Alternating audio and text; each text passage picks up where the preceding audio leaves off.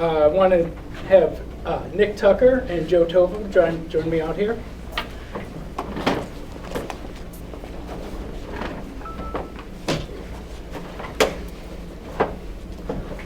Hi guys. Today's an historic moment for Venturini Motorsports and my family.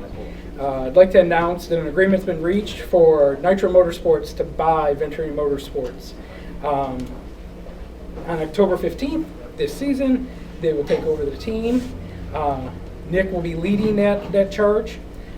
Very pleased that it's Nick doing this because he's very similar to me in many ways. He's very driven, devoted to racing. I think he'll be a wonderful person for this journey and the evolution of the team, putting his own personal touch on it too. Nitro Motorsports will continue to run out of the shop Venturini Motorsports is housed for many years. They'll be there for the next 2 years minimum, so through 2026 and 27 season. Nitro Motorsports will be run out of the same shop as Venturini Motorsports has been. I've been in the series since I was 5 years old. Grew up in the series, was raised here, kind of acted like an asshole here at times too, but we eventually built the biggest team and best team in the history of the series. It's a little surreal to sell it, but I've had many interests outside racing, and now I'll have the time to kind of pursue some of those. I'm thankful to ARCA and Ron Drager for giving me a platform to be able to flourish in the one craft I was kind of trained to do since I was a little kid. I want to thank Toyota, especially Jack Irving and Tyler Gibbs. Been able to work with them on driver development since 2009 and an exclusive role since like 2012. The personal relationships have been great, and the friendships there go long and deep through many members of the Toyota family. I want to thank my wife, my parents for being there with me for this journey. We did this all together. It's been great. It's now time to move on and to do other things in life. But I will be here in a general manager capacity with Nitro Motorsports for 1 season. So I'll be here through the end of 2026. I'm sure you're going to have questions, but I'd like to give Nick and Joe a chance to speak to. Well, first off, I just have to thank Billy and the Venturini family for creating just an absolutely incredible historical organization, and the opportunity to carry on that stewardship and what that team has meant to the series is incredibly important for us to do it in a way that continues that legacy. So for that, I want to thank them. I want to thank my family for being behind me and supportive of all of our ventures as we have grown Nitro Motorsports from premier go-kart team in the country to Trans Am and GR Cup and now ARCA. And it's put us in a unique position to be probably the world's most vertically integrated driver development program, along with Toyota's backing of that. We are in a unique position to really help continue the legacy of developing all the talent that Venturini did, but we've also concurrently have helped develop the next generation of drivers that you're seeing on track today. And it's my great pleasure to be able to do it with my partner Joe Tovo. Without his business support and guidance, I would never have been able to get to this point.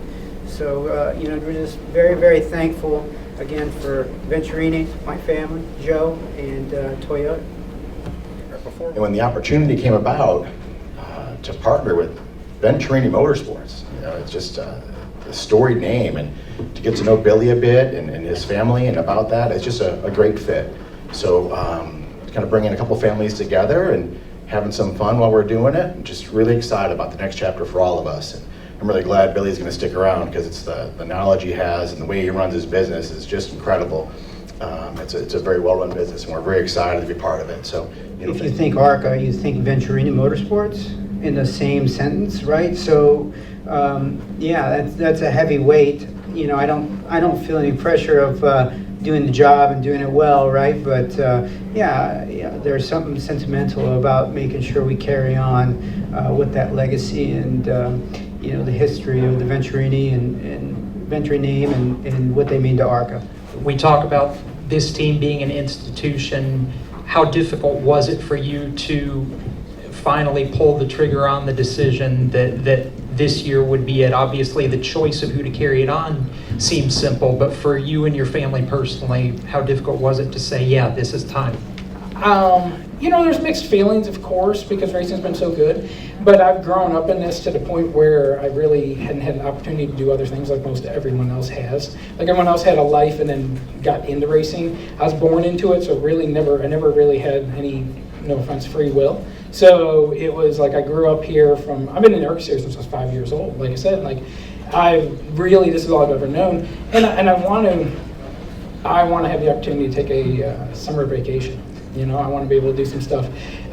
In order to compete at the level we have, you have to be devoted to a level that is just ridiculous. And it becomes where that devotion has to supersede everything in your personal life. And then I just turned 49, so I'm not far from 50. I'm like, I don't want to do that until the day I'm in the ground. And so I want to have some good years left that I can enjoy other things besides just being married to racing.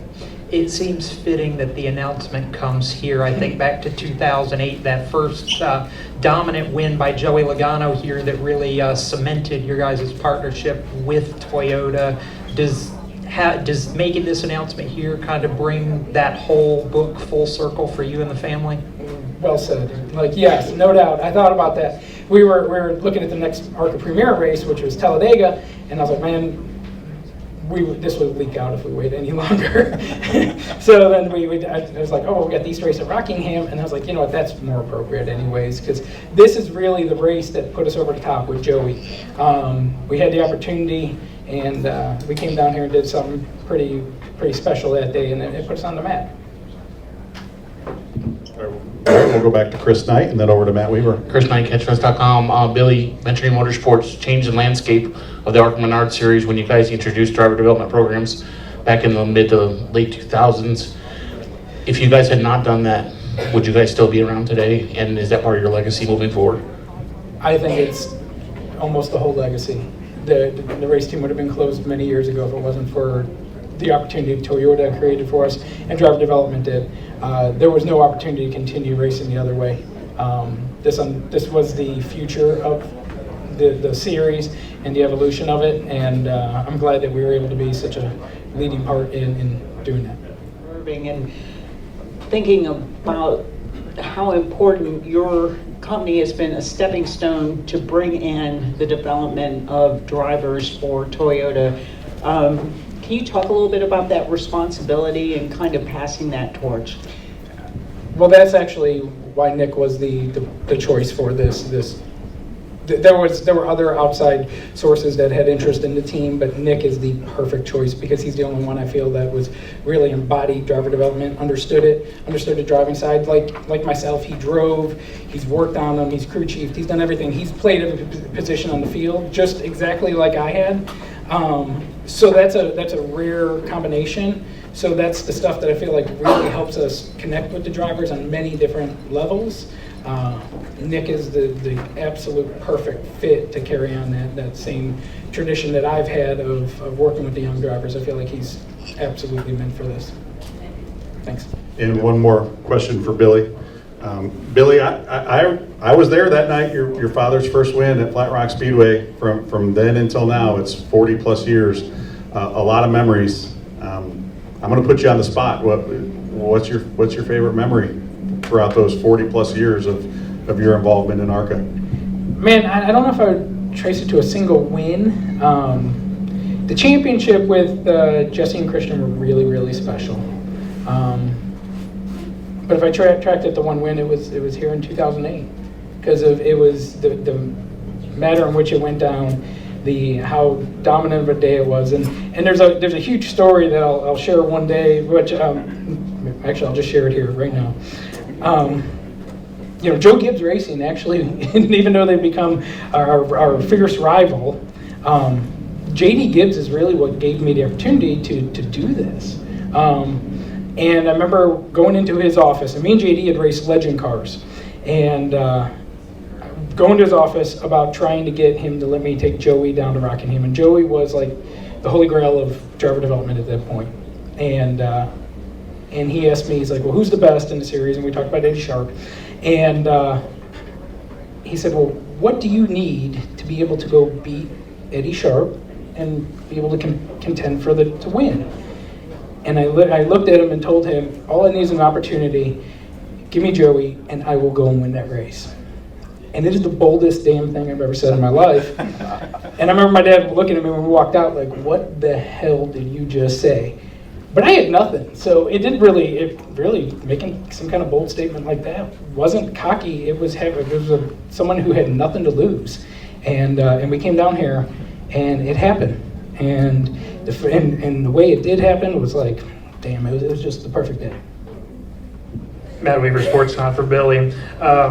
It's the age-old question in racing, but when racers who've only done racing eventually leave racing, they don't really have any identity outside of it. So what do you and your family, what is that identity when it's not racing? So that's what's kind of funny, and Nick and I have discussed this. I'm like the most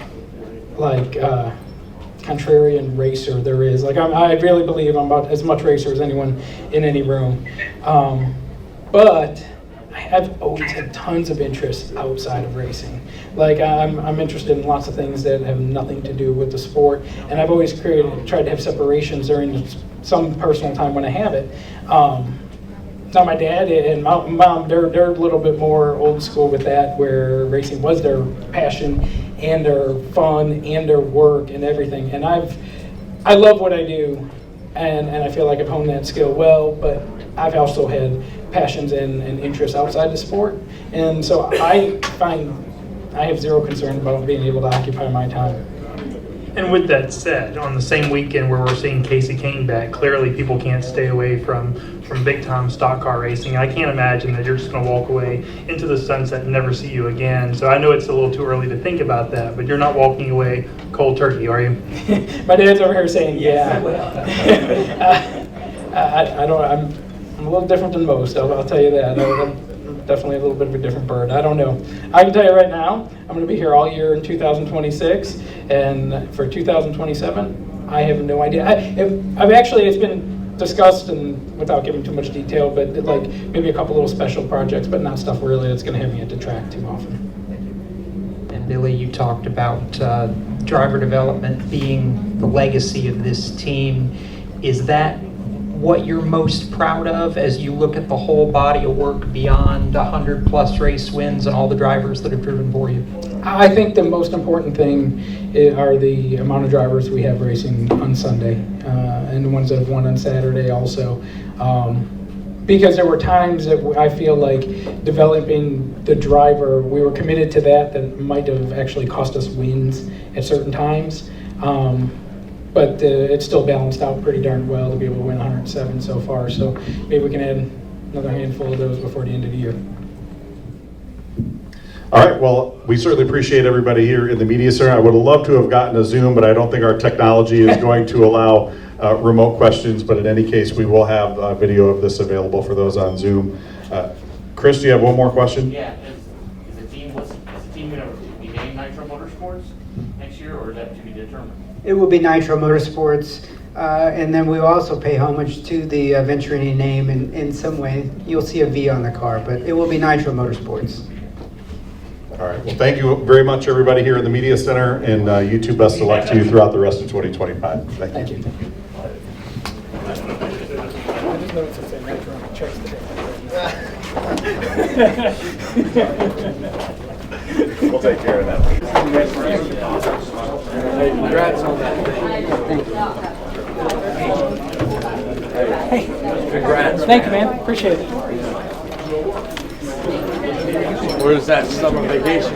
I don't know. Miami, Not next year, but the year after. Hawaii, maybe? That would be good. That'd be a good What? one. That'd be. Other than that.